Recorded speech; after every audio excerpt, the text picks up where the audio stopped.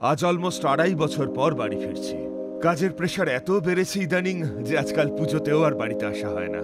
৩০ বছর আগে ইঞ্জিনিয়ারিং পাশ করে দুবাইয়ের যে কোম্পানিটায় জয়েন করেছিলাম, আজ সেই কোম্পানিটারই আমি ওয়ান অফ দ্য ডিরেক্টরস।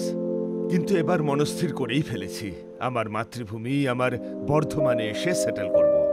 সেই মতো দাদার পরামর্শে সাউথ উইন্ড এক্সোটিকার একটা ফ্ল্যাট অনলাইনে বুক করেছি।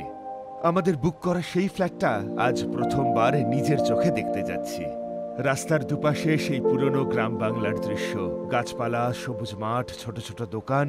মনে হচ্ছিল যেন অনেক বছর পর আমি নিজের শিকড়ে ফিরে এসেছি।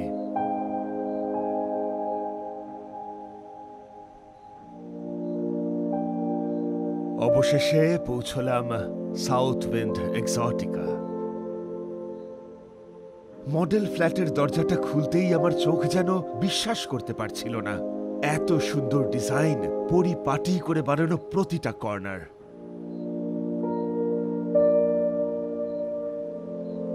বড় বড় জানলাগুলো দিয়ে দেখা যাচ্ছে সবুজ নেচার, খোলা মেলা স্পেস।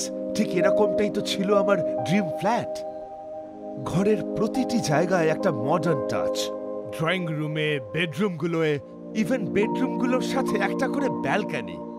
দেখে মনে হচ্ছিল যেন আমার কথা মাথায় রেখেই ডিজাইন করা হয়েছে। এখন আমার স্বীকার করতে লজ্জা নেই, যখন অনলাইনে ফ্ল্যাটটা বুক করেছিলাম মনের মধ্যে একটা ডাউট তো ছিলই। স্ক্রিনে যা দেখছি বাস্তবেও সেরকমটাই হবে তো? এত দূরে বসে বাড়ি কেনার মতো একটা ডিসিশন, আমার এই বিশ্বাসটা সত্যি সঠিক প্রমাণিত হবে কি?